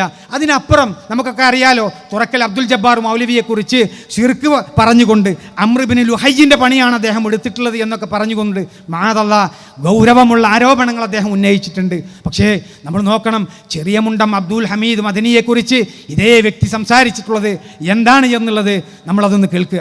പ്രദേശത്ത് ജിന്നുകളോട് സഹായം ആവശ്യപ്പെട്ടാൽ അത് പ്രാർത്ഥനയാണെന്ന് പറയാൻ പാടില്ല എന്ന് ഭൂമി മലയാളത്തിൽ ആദ്യമായി എഴുതിവിട്ടത് ചെറിയമുണ്ടം അബ്ദുൽ ഹമീദ് മദനിയാണ്. എന്താണ് അങ്ങനെ പറയാനുള്ള കാരണം അദ്ദേഹം വിശദീകരിക്കുകയാണ്. 2009 ശബാബിൽ എന്താണ് ഇങ്ങനെ പറയാനുള്ള കാരണം? അത് പ്രാർത്ഥനയാണെന്ന് ഉറപ്പിച്ച് പറയാൻ പറ്റില്ല എന്നാണ്. പ്രാർത്ഥന എന്നാൽ ഏറെ താഴ്മയോടെയുള്ള കാര്യകാരണ ബന്ധത്തിനപ്പുറത്തുള്ള അപേക്ഷയാണെന്നാണ് മുസ്ലിം മനസ്സിലാക്കിയിട്ടുള്ളത്. അല്ലാഹുവിന്റെ അടിയന്മാരെ എന്ന് അഭിസംബോധന ചെയ്തുകൊണ്ട് നിങ്ങൾ ഇന്ന കാര്യം ചെയ്യണമെന്ന് ആവശ്യപ്പെട്ടാൽ അത് പ്രാർത്ഥനയാണോ എന്ന കാര്യത്തിൽ മുസ്ലിമിന് സംശയമുണ്ട്. അപ്പൊ ജിന്നെ സഹായിക്കണേ എന്നൊരാൾ തേടിയാൽ അത് പ്രാർത്ഥനയല്ല. എന്തുകൊണ്ട്? അത് കാര്യകാരണ ബന്ധത്തിനപ്പുറത്തുള്ളതല്ല. അതേപോലെ തന്നെ അത് സൃഷ്ടികളുടെ കഴിവിനപ്പുറത്തുള്ളതല്ല. അത് പ്രാർത്ഥനയല്ല എന്ന് ചെറിയമുണ്ടെഴുതുന്നു. ഇതേ വാചകം തന്നെയാണ് ഇസ്ലാഹ് വാസികയിൽ എഴുതിയത്. മുജാഹിദുകൾ പറയുന്നു ചെറിയമുണ്ട എഴുതിയത് തെറ്റാണ്, അബദ്ധമാണ്. അതേപോലെ ഇസ്ലാഹിൽ വന്നതും അബദ്ധമാണ്. എത്ര ഗൗരവമുള്ള ഒരു ആരോപണമാണ് ചെറിയമുണ്ടം അബ്ദുൽ ഹമീദ് മദനിയെക്കുറിച്ച് ഇദ്ദേഹം സംസാരിച്ചിട്ടുള്ളത് എന്ന് നമ്മൾ ആലോചിക്കണം. നമ്മളൊന്ന് ആലോചിച്ച് നോക്കിയേ. ചെറിയമുണ്ടം അബ്ദുൽ ഹമീദ് മദനി എന്ന് പറഞ്ഞാൽ മുജാഹിദ് പ്രസ്ഥാനത്തിൻ്റെ ഒരു വൈജ്ഞാനികമായിട്ടുള്ള നേതൃത്വം നൽകിയിട്ടുള്ള ഒരു മഹാപണ്ഡിതനാണ് എന്ന് എല്ലാവരും അംഗീകരിക്കുന്ന ഒരു വിഷയമാണ്. കാന്തപുരം അബൂബക്കർ മുസ്ലിയാരെ ചോദ്യങ്ങൾ കൊണ്ട് മുട്ടുകുത്തിച്ച കോട്ടപ്പുറം വാദപ്രതിവാദം ഒരു മുജാഹിദ് മറന്നു കാണാൻ ഇടയില്ല. അതുപോലെ തന്നെ ഇന്ന് ഒരു KNMകാരൻ്റെ അടുക്കൽ വന്നുകൊണ്ട് ഞങ്ങൾക്കൊരു ഖുർആനിൻ്റെ പരിഭാഷ വേണമെന്ന് ചോദിച്ചു കഴിഞ്ഞാൽ ഏതാ നമ്മൾ എടുത്തു കൊടുക്കുക? ഈ ഗ്രന്ഥം നമ്മൾ എടുത്തു കൊടുക്കും, അല്ലേ? അപ്പോൾ സഹോദരങ്ങളെ, പറഞ്ഞു വരുന്നത് കേരളത്തിൽ മുജാഹിദുകൾക്കിടയിൽ ഏറ്റവും വലിയ ഒരു സേവനമാണ് യഥാർത്ഥത്തിൽ ഈ പരിശുദ്ധ ഖുർആനിൻ്റെ പരിഭാഷ. ഈ പരിഭാഷ രചിച്ച ചെറിയമുണ്ടം അബ്ദുൽ ഹമീദ് മദനിയെക്കുറിച്ച്, അതുപോലെ തന്നെ ഇന്ന് വിസ്റ്റത്തിൻ്റെ കൂടെ നിൽക്കുന്ന കുഞ്ഞു മുഹമ്മദ് മദനി പറപ്പൂർ ഉസ്താദിനെ കുറിച്ച് ശിർക്ക് ആരോപിക്കുക എന്ന് പറയുന്നത് ചെറിയൊരു വിഷയമാണോ? ഇത് വലിയ ഒരു പ്രശ്നമായിട്ട് വരുന്നു എന്ന് നമ്മൾ കാണുമ്പോൾ നമ്മൾ മനസ്സിലാക്കണം, ഇത് മുജാഹിദുകളെ കുറിച്ച് മാത്രമല്ല, വലിയ വലിയ പണ്ഡിതന്മാരെ കുറിച്ചിട്ട് പോലും ശിർക്ക് ആരോപിച്ചുകൊണ്ട് സംസാരിക്കാൻ അദ്ദേഹത്തിന് അതിൽ യാതൊരു മടിയുമില്ല. സുന്നി മുസ്ലിയാക്കന്മാരുമായിട്ട് മൂവാറ്റുപുഴ സംവാദത്തിൽ ഇമാം നവവിയെക്കുറിച്ചും അതുപോലെ തന്നെ ഇമാം നവവിയും ഇമാം ഷൗക്കാനിയെക്കുറിച്ചുമൊക്കെ മുസ്ലിയാക്കന്മാർ ചില ചോദ്യം ചോദിച്ചു, യാ ഇബാദല്ലാഹി അയ്നൂനി എന്ന ഹദീസിൻ്റെ അടിസ്ഥാനത്തിൽ. അതൊക്കെ ശിർക്കാണ് എന്ന് തുറന്നവിടെ സംസാരിക്കുന്നൊരു വിഷയമുണ്ടായി. ഇമാമിങ്ങളൊക്കെ ശിർക്ക് ചെയ്യുന്നവരാണ് എന്ന ഒരു വാദം, ഒരു ആരോപണം ഉന്നയിക്കുന്ന ഒരു വേദിയിൽ പോയിക്കൊണ്ടാണ് ഇങ്ങനെ സംസാരിക്കുന്നത്. ആ ഭാഗം നമ്മളൊന്ന് ഇപ്പൊ നമ്മളെ പറ്റിയുള്ള വലിയ പരാതി, ഷൗക്കാനി മുശ്രിക്കാന്ന് പറഞ്ഞില്ലേ, ഇമാം നവവി മുശ്രിക്കാന്ന് പറഞ്ഞില്ലേ. ചിലരൊക്കെ പറയണത് കേട്ടാൽ വ്യക്തികളോടുള്ള വിരോധവും അന്ധമായ പക്ഷപാതിത്വവും എങ്ങനെയാണ് ആളുകളെ ഇങ്ങനെ നുണ പറയാൻ പ്രേരിപ്പിക്കുന്നത് എന്ന് നമ്മൾ അത്ഭുതപ്പെട്ടു. മൂവാറ്റുപുഴ സംവാദത്തിൽ ഖുബൂരികൾ ഈ ചോദ്യം ചോദിച്ചപ്പോൾ നമ്മൾ പറഞ്ഞു ശിർക്കാണ്. അപ്പൊ ഇപ്പോ എന്താ ഷൗക്കാനി മുശ്രിക്കാന്നല്ലേ, ഇമാം നവവി മുശ്രിക്കാന്നല്ലേ? നമ്മളത് ആദ്യമായിട്ടല്ലേ ഖുബൂരികൾ ഇങ്ങനെ ഒരു ചോദ്യം ചോദിച്ചത്? ആരായി ചോദിക്കണത്? 10-30 കൊല്ലം ഇസ്ലാഹി പ്രസ്ഥാനത്തിൽ തൗഹീദി വേദികളിലും വാദപ്രതിവാദങ്ങളിലും ഖണ്ഡന പ്രസംഗങ്ങളിലൊക്കെ പങ്കെടുത്ത ആളുകൾ നമ്മളോട് ചോദിക്കുക ആദ്യമായിട്ടല്ലേ ഖുബൂരികൾ ആണോ? ഇടമുട്ടത്ത് ചോദിച്ചിട്ടില്ലേ? ഹൊസങ്കടി ചോദിച്ചിട്ടില്ലേ? മണ്ണാർക്കാട് ചോദിച്ചിട്ടില്ലേ? നാട്ടിലെ എല്ലാ വയലിലും സുന്നികൾ ചോദിച്ചിട്ടില്ലേ നിങ്ങൾ ഇമാമിങ്ങൾ മുശ്രിക്കാണെന്ന് വിശ്വസിക്കുന്നവരാണോ? ഇടമുറ്റത്തും ഹൊസങ്കടിയിലും മണ്ണാർക്കാടുമൊക്കെ നമ്മൾ ഇതേ രൂപത്തിൽ ചോദിച്ചിട്ടില്ലേ എന്ന് പറഞ്ഞുകൊണ്ട് തെറ്റിദ്ധരിപ്പിക്കുന്ന ഒരു ഭാഗ പിന്നെ നമ്മൾ ഈ കാണുന്നത്. സഹോദരങ്ങളെ, ഇടമുറ്റത്തും മണ്ണാർക്കാടും ഹൊസങ്കടിയിലുമൊക്കെ നമ്മുടെ പണ്ഡിതന്മാർ പോയി സംസാരിക്കുമ്പോൾ ഈ രൂപത്തിലുള്ള ചോദ്യങ്ങൾ ഉന്നയിക്കുന്ന ആളുകൾക്ക് കൃത്യമായിട്ട് നിങ്ങൾ തെറ്റിദ്ധരിപ്പിക്കുകയാണ്. ഇമാമിങ്ങൾക്കൊരിക്കലും തൗഹീദിൻ്റെയും ശിർക്കിൻ്റെയും വിഷയത്തിൽ നിങ്ങൾ പ്രചരിപ്പിക്കുന്ന പോലെയുള്ള ഒരു ആശയമില്ല ഇല്ല ഇല്ല എന്ന് ആണയിട്ട് പറയുകയാണ് മുജാഹിദുകൾ ചെയ്തിട്ടുള്ളത്. എന്നിട്ട് എന്തുമാത്രം വലിയ ഒരു കളവാണ് ഹനീഫ് കായക്കൊടി ഇവിടെ സംസാരിച്ചു കൊണ്ടിരിക്കുന്നത്. ഇതേപോലത്തിൽ ഈ രൂപത്തിൽ യാ ഇബാദല്ലാ പോലെയുള്ള ഹദീസുകൾ അതിൻ്റെ മത്തിനിൽ ശിർക്കുണ്ട് എന്ന് സമ്മതിക്കുമ്പോൾ അതിൽ നിന്ന് എങ്ങനെയെങ്കിലും മൂപ്പർക്ക് തടി കഴിച്ചിലാക്കണം. അതിന് വേണ്ടിയിട്ട് അദ്ദേഹം ഉപയോഗിക്കുന്ന തന്ത്രം എന്താണെന്നറിയോ? അടുത്ത് നമുക്കത് കേൾക്കാൻ സാധിക്കും. കേരളത്തിലെ ചർച്ച യാ ഇബാദല്ലയല്ല, കേരളത്തിലെ ചർച്ച യാ ഇബാദല്ലയല്ല. കാരണം ഇത് എഴുതിയ ജബ്ബാർ മൗലവി യാ ഇബാദല്ല പറഞ്ഞിട്ടില്ല. ഇത് എഴുതിയ ജബ്ബാർ മൗലവി യാ ഇബാദല്ല ദുർബലമാണെന്നാണ് പറഞ്ഞത്. യാ ഇബാദല്ലയല്ല ചർച്ച, മറിച്ച് ഈ പ്രത്യേകമാക്കി വിളിക്കലാണ്. യാ ഇബാദല്ലയെ പറ്റി പണ്ഡിതന്മാർ പലതും പറഞ്ഞിട്ടുണ്ടാവും. ഇബാദല്ലയെ കുറിച്ച് പണ്ഡിതന്മാർ പലതും പറഞ്ഞിട്ടുണ്ടാകും. കേരളത്തിലെ ചർച്ച അത് യാ ഇബാദല്ലയല്ല എന്ന് പറയുന്ന വ്യക്തി പിന്നെ അടുത്തത് പറയണ എന്താ? ഇതിനു മുമ്പ് അദ്ദേഹം തന്നെ സംസാരിച്ചിട്ടുള്ള ഭാഗം നമ്മൾ കേൾക്കുക. ഞാനാണ് ജമിയത്തുൽ ഉലമയിൽ യാ ഇബാദല്ല ചർച്ച ചെയ്യാൻ വേണ്ടിയിട്ട് പറഞ്ഞത് എന്ന് പറയുന്ന ഭാഗം ഒന്ന് കേൾക്കുക. എന്നാലും ഈ വിഷയം ആളുകളുടെ ഇടയിൽ ബാക്കിയാണ്. ജമിയത്തുൽ ഉലമയുടെ ഒരു ദൗറയിൽ ഞാനാണ് ആവശ്യപ്പെടുന്നത് നമുക്ക് യാ ഇബാദല്ലാ അയ്നൂനി എന്ന ഹദീസും അതുമായി ബന്ധപ്പെട്ട കാര്യങ്ങളും ചർച്ച ചെയ്യണം. ആ യോഗത്തിൽ വെച്ച് അടുത്ത ദൗറയിൽ, അതായത് ഡിസംബർ 26 ചേരുന്ന യോഗത്തിന്റെ ചർച്ചാ വിഷയം ഇതാക്കണം എന്ന് തീരുമാനിച്ചു. കണ്ട, യാ ഇബാദല്ല അല്ല കേരളത്തിലെ ചർച്ച എന്ന് പറഞ്ഞ ആള് ഇതിനു മുമ്പ് സംസാരിച്ച വിഷയമാണ്. ഇത് ഞാനാണ് ഇത് ചർച്ച ചെയ്യാൻ വേണ്ടിയിട്ട് പറഞ്ഞത് ഔറയിൽ എന്നൊക്കെ പറഞ്ഞുകൊണ്ട് അദ്ദേഹം പറയുന്നത്. ഓരോ വിഷയങ്ങൾ മാറ്റിപ്പറയാൻ ഒരു ലജ്ജയുമില്ലാത്ത ഒരു പണ്ഡിതൻ. നമ്മളൊന്ന് ആലോചിച്ച് നോക്കിയേ. എന്നാൽ ഇദ്ദേഹത്തെ പിടിക്കേണ്ട പോലെ പിടിച്ചാലോ സത്യം തുറന്നുകൊണ്ട് പറയും. തിരുവനന്തപുരത്തുള്ള ചുണക്കുട്ടികൾ ഇദ്ദേഹത്തെ മുമ്പിൽ നിർത്തിക്കൊണ്ട് നിങ്ങൾ ഈ ആരോപണം ഉന്നയിക്കുന്ന കാര്യങ്ങളിൽ വസ്തുനിഷ്ഠമായിക്കൊണ്ട് സംസാരിക്കണമെന്ന് പറഞ്ഞപ്പോൾ അദ്ദേഹം പറഞ്ഞ ഭാഗം നമ്മളൊന്ന് കേൾക്കുക. നമ്മൾ മനസ്സിലാക്കേണ്ട ഒരു പ്രധാനപ്പെട്ട കാര്യം, സക്കരിയ സലാഹിക്ക് അല്ലെങ്കിൽ അബ്ദുൽ ജബ്ബാർ മൗലവിക്ക് ജിന്നിനോട് പ്രാർത്ഥിക്കാം എന്ന വാദം ഉണ്ട് എന്ന് നമ്മൾ പറയുന്നില്ല. സക്കരിയ സലാഹിക്ക് ജിന്നിനോട് പ്രാർത്ഥിക്കാം എന്ന വാദമുണ്ട് എന്ന് നമ്മൾ പറയുന്നില്ല. സക്കരിയ സലാഹിക്ക് ജിന്നിനോട് എല്ലാ കാര്യങ്ങളിലും സഹായം തേടാം എന്ന വാദമുണ്ട് എന്ന് നമ്മൾ പറയുന്നില്ല. അഭൗതികമായ കാര്യങ്ങൾ, ഉദാഹരണത്തിന് ജിന്നെ എനിക്കൊരു സന്താനത്തെ തരണേ, ജിന്നെ എനിക്കൊരു കുട്ടിയെ തരണേ, ജിന്നെ എന്റെ രോഗം മാറ്റണേ, ജിന്നെ എന്നെ സ്വർഗത്തിലെത്തിക്കണേ എന്നിങ്ങനെ ജിന്നിനോട് പറയാം എന്ന വാദം സക്കരിയ സലാഹിക്കില്ല. എവിടെയെങ്കിലുമുള്ള ഏതെങ്കിലും ഒരു ജിന്നിനോട് ഭൗതികമായ കാര്യങ്ങളും തേടാം എന്ന വാദവും സക്കരിയ സലാഹിക്കില്ല. സക്കരിയ സലാഹിയുടെ അപകടകരമായ വാദം എന്താണ്? നമ്മുടെ മുമ്പിലുള്ള ഒരു ജിന്ന്, ആ ജിന്നിന് കഴിവ് നൽകപ്പെട്ട വിഷയത്തിൽ ആ ജിന്നിനോട് സഹായം ചോദിക്കുന്നത് ശിർക്കല്ല എന്നതാണ്. കണ്ട, ഈ ഒരു വിഷയം കേരളത്തിലെ മുജാഹിദ് പണ്ഡിതന്മാർ പഠിപ്പിച്ച വിഷയങ്ങൾ നമ്മൾ പരിശോധിച്ചാൽ ഈ പറയുന്ന വാദത്തിലേക്ക് നമുക്ക് എത്താൻ സാധിക്കും. നമ്മുടെ മുമ്പിലുള്ള ഒരു ജിന്ന് അതിനോട് കഴിവ് നൽകപ്പെട്ട വിഷയത്തിൽ ഒരു കാര്യം ചോദിച്ചിട്ടുണ്ട് എങ്കിൽ അത് ശിർക്കാണ് എന്ന് സമ്മതിക്കുന്നില്ല എന്നുള്ളതാണ് മൂപ്പരാളുടെ പ്രശ്നം. ഇത് സമ്മതിക്കുക എങ്ങനെയാ? അത് പ്രമാണത്തിന് വിരുദ്ധമാണ്, പരിശുദ്ധ ഖുർആനിനും ഹദീസുകളോടൊക്കെ വിരുദ്ധമാണ്. സുലൈമാൻ നബി അലൈഹിസ്സലാം ചോദിച്ചില്ലേ? ആ ചോദിച്ച വിഷയം എന്താ? കഴിവ് നൽകപ്പെട്ട ഒരു വിഷയം മുഅ്ജിസത്താണ്. ശിർക്കായിട്ടുള്ള ഒരു വിഷയം അല്ലാഹു സുബ്ഹാനഹു വ തആല മുഅ്ജിസത്തായിട്ട് നൽകുമോ? ഈ വക വിഷയങ്ങളെക്കുറിച്ചൊന്നും ഒരു ധാരണയുമില്ലാത്ത രൂപത്തിലാണ് അദ്ദേഹം സംസാരിക്കുന്നത്. പക്ഷെ സഹോദരങ്ങളെ, ഇപ്പോൾ എത്തി നിൽക്കുന്നത് എവിടെയാ? KNM-ഉം മർക്കസുദ്ദാവയും അല്ലെങ്കിൽ മടവൂരും വിഭാഗവും ഒക്കെ ഒരേ ആശയമുള്ള ആളുകളായിട്ട് ഇങ്ങനെ എത്തി നിൽക്കുന്ന സന്ദർഭത്തിൽ ഒരു പണ്ഡിതൻ വേണം കൃത്യമായിട്ട് KJU-വിന് നേതൃത്വം നൽകാൻ, ഒരു ജനറൽ സെക്രട്ടറി. കാരണം എന്താ?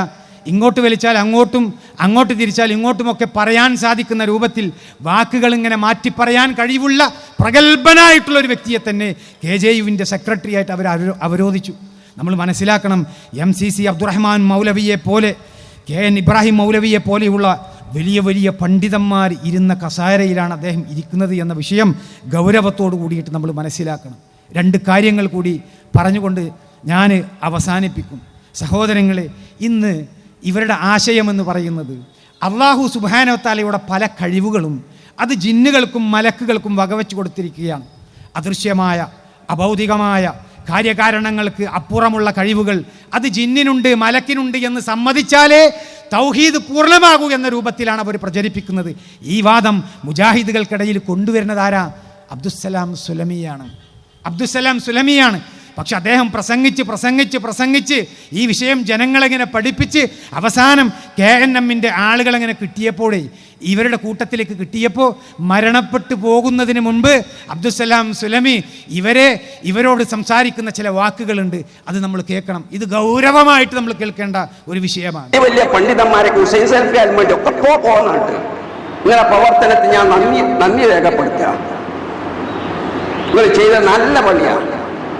ഏത് കൊമ്പനാവട്ടെ തൗഹീദ് വിട്ടിട്ട് കളിച്ചാൻ അനുവദിക്കരുത്. അത് സുല്ലമി ആവട്ടെ, ഹുസൈൻ സലഫി ആവട്ടെ, ആരാട്ടെ, AP അബ്ദുൽ ഖാദർ മൗലവി ആവട്ടെ, പിടിച്ചാൽ കിട്ടണം. പക്ഷെ എന്തെങ്കിലും 10 കൊല്ലത്തോളം താങ്ങി നിന്നത്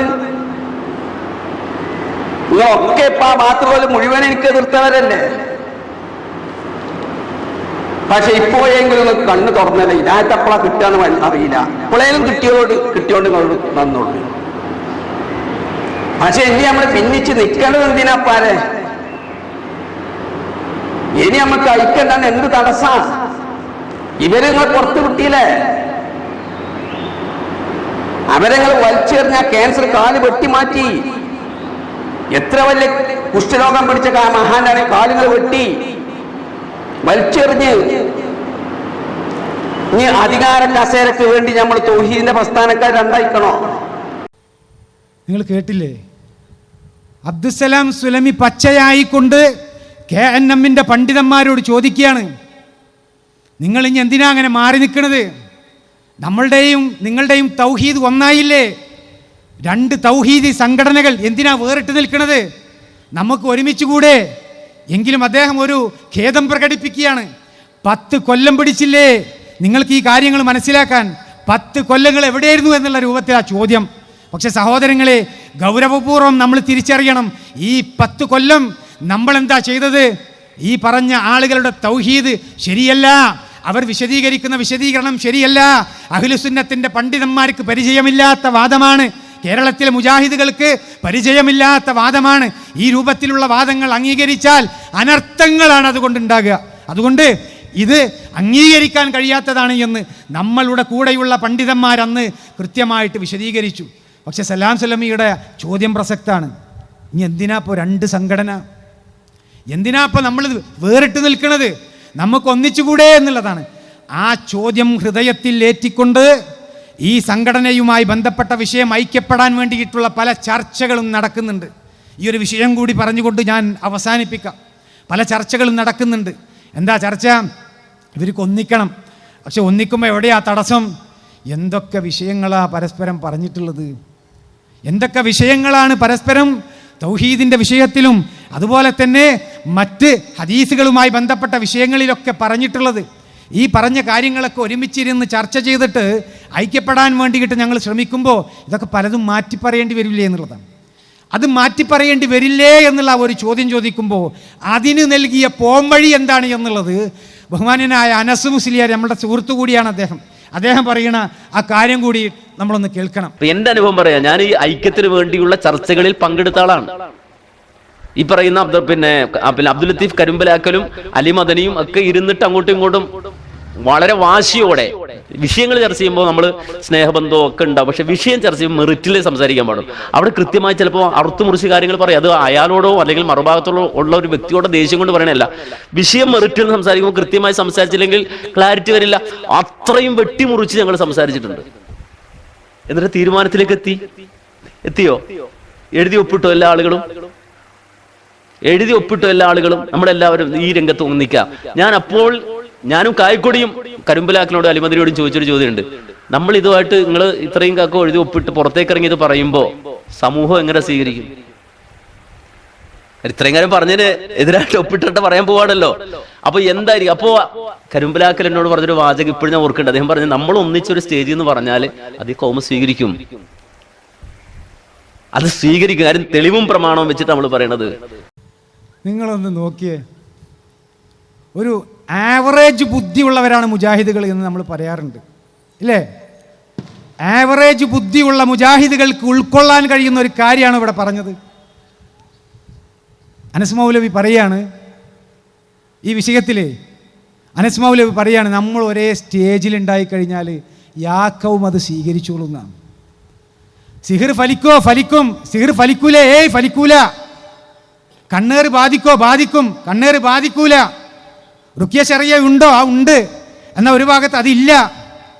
ഇതുപോലെ എത്ര വാദങ്ങളാണ് പരസ്പരം അങ്ങോട്ടും ഇങ്ങോട്ടും അംഗീകരിക്കാത്തത്. അതെങ്ങനെയാണ് പ്രമാണങ്ങളുടെ അടിസ്ഥാനത്തിൽ ഇവിടെ വിശദീകരിക്കുക? പ്രമാണങ്ങളുടെ അടിസ്ഥാനത്തിൽ നമ്മൾ ഒരേ വേദിയിൽ നിന്നുകൊണ്ട് അതായത് മർക്കസുദ്ദാവയുടെ ആളുകളും KNMന്റെ ആളുകളും ഒരേ വേദിയിൽ നിന്നുകൊണ്ട് ഈ വിഷയങ്ങൾ സംസാരിച്ചു കഴിഞ്ഞാൽ യാക്കവും അത് സ്വീകരിക്കുന്ന പറയണത്. ഇതാരുടെ വിശ്വാസം? ഉമർ മൗലവി പണ്ട് പറയാറുണ്ട്, ഈ 2ഉം 3ഉം എത്രയെന്ന് ചോദിച്ചു കഴിഞ്ഞാൽ 5 എന്നെല്ലാവരും പറയും. എന്നാൽ 5ൽ നിന്ന് 3 ഒഴിവാക്കി കഴിഞ്ഞാൽ എത്രയെന്ന് ചോദിച്ചാൽ മുജാഹിദ് ചാടി പറയും 2 സുന്നി മേപ്പോട്ട് നോക്കുന്നതാണ്. എന്താ കാരണം? അങ്ങനെ ചിന്തിക്കാനുള്ളൊരു വകതിരിവ്, അങ്ങനെയുള്ളൊരു ആവറേജ് ബുദ്ധി ഒരു മുസ്ലിയാർ പഠിപ്പിക്കുന്ന ഒരു ടീമിന് ഇല്ല എന്നുള്ളതാണ്. സുന്നികൾക്ക് അത് ഇല്ല എന്ന് പറയാറുണ്ട്. കാരണം തീരെ പ്രമാണങ്ങളെക്കുറിച്ച് ചിന്തിക്കൂല. അവരുടെ മുമ്പിൽ മുസ്ലിയാക്കന്മാർ എന്ത് തള്ളിവിട്ട് കഴിഞ്ഞാലും യാക്കവും അത് സ്വീകരിച്ചോളുമെന്നുള്ള ഒരു വിശ്വാസം ഈ മുസ്ലിയാക്കന്മാർക്ക് ഉള്ളത് കൊണ്ടാണ് അവർ പല കാര്യങ്ങളും സമൂഹത്തിൻ്റെ മുമ്പിൽ ഇങ്ങനെ വിളിച്ചു പറയണത്. അതേ വിശ്വാസത്തിൻ്റെ നിലവാരത്തിലേക്ക് കഴിഞ്ഞ 10 വർഷത്തോളം ഈ സമൂഹത്തിൽ ഹദീസുകളെ പച്ചയായിക്കൊണ്ട് ദുർവ്യാഖ്യാനിച്ചുകൊണ്ട് ഈ സമൂഹത്തിൻ്റെ ഇടയിലേക്ക് നടന്ന് മസ്തിഷ്ക പ്രക്ഷാളനം നടത്തിക്കൊണ്ട് മുജാഹിദുകളായ ആളുകളുടെ തലച്ചോറ് ഇവരിങ്ങനെ എടുത്തുകൊണ്ടിരിക്കുകയാണ്. അതുകൊണ്ടാണ് പറഞ്ഞത്, മുജാഹിദുകളുടെ മുമ്പിൽ ഇത് നമ്മൾ 2 കൂട്ടരും കൂടിയിട്ട് ഒരുമിച്ച് ഇങ്ങോട്ട് ഒരു വേദിയിൽ അങ്ങോട്ട് നിന്ന് കഴിഞ്ഞാൽ അത് യാക്കൗമിന് സ്വീകരിക്കാൻ വേണ്ടിയിട്ട് ഒരു തടസ്സമില്ല എന്നുള്ളതാണ്. പക്ഷേ അതിനെ മുമ്പ് അനസ് മൗലവി പറഞ്ഞ വളരെ ഗൗരവമുള്ള ഒരു വാക്കുണ്ട്. അതെന്താണെന്നറിയോ? ഒരു ചർച്ച നടത്തുമ്പോൾ, ഒരു വിഷയം സംസാരിക്കുമ്പോൾ അതിൽ മെറിറ്റ് ഉണ്ടാകണം എന്നാണ്.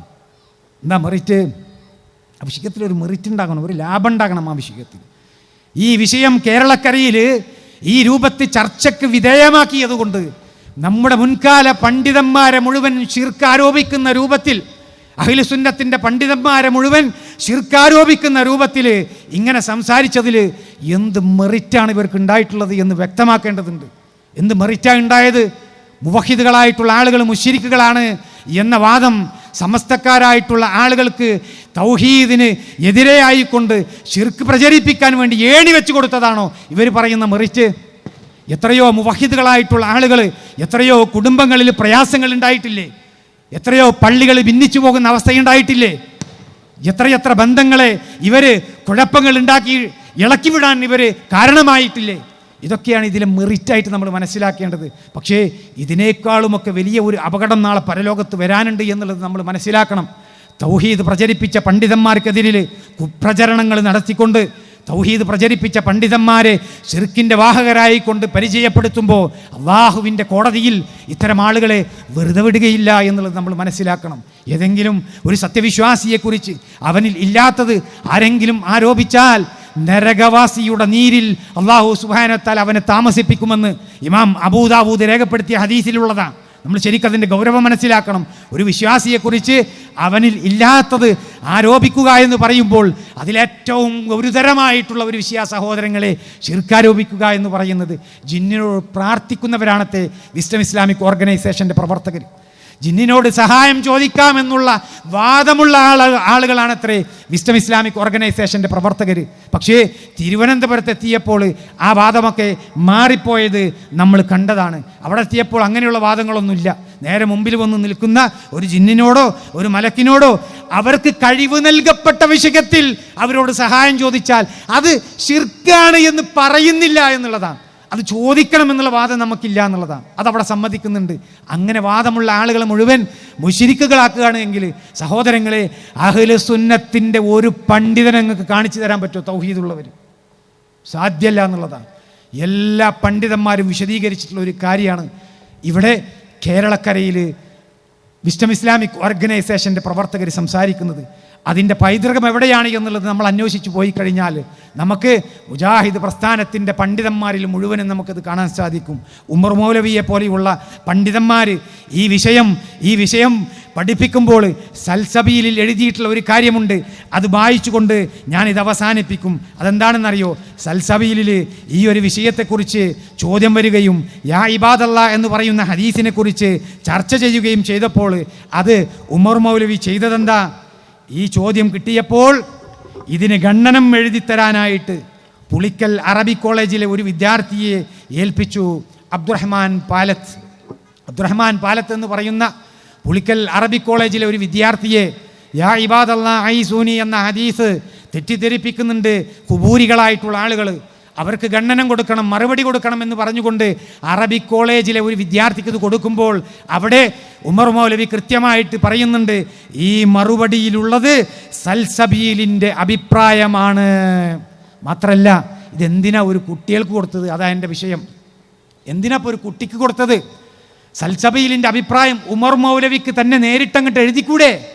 പക്ഷേ മുജാഹിദുകളിൽപ്പെട്ട ഒരു ചെറിയ കുട്ടിക്ക് പോലും മനസ്സിലാക്കാൻ കഴിയുന്ന ഒരു യാഥാർത്ഥ്യമാണ് നിങ്ങൾ പറയുന്ന അള്ളാഹു അല്ലാത്തവരെ വിളിച്ച് പ്രാർത്ഥിക്കാൻ വേണ്ടി യാ ഇബാദല്ലാ എന്ന് പറയുന്ന ദുർബലമായിട്ടുള്ള ആ ഒരു ഹദീസ്. അത് നിങ്ങൾക്ക് തെളിവിന് കൊള്ളുകയില്ല. പക്ഷേ അവിടെ ഉദ്ദേശിക്കപ്പെടുന്നത് അത് സ്വഹീഹാണ് എങ്കിൽ അവിടെ ഉദ്ദേശിക്കപ്പെടുന്നത് അത് ജിന്നാണ്, മലക്കാണ് അവിടെ ഹാജറുള്ള.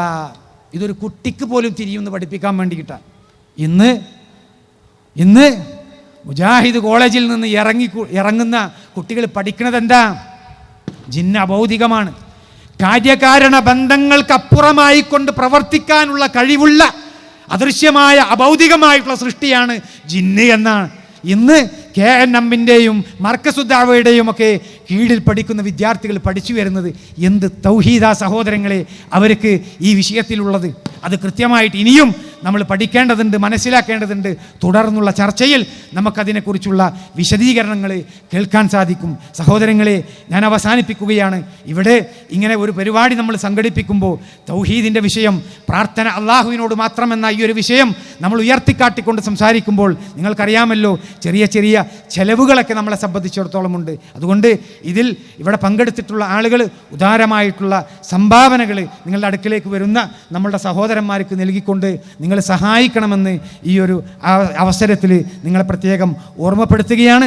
തുടർന്നുള്ള ഭാഷണത്തിന് വേണ്ടിയിട്ട് ബഹുമാന്യനായ അബ്ദുൽ മാലിക് സലഫിക്ക് മൈക്ക് കൈമാറിക്കൊണ്ട് ഞാൻ നിർത്തുന്നു. വാഖിറു ദഅ്വാന അനിൽ ഹംദുലില്ലാഹി റബ്ബിൽ ആലമീൻ.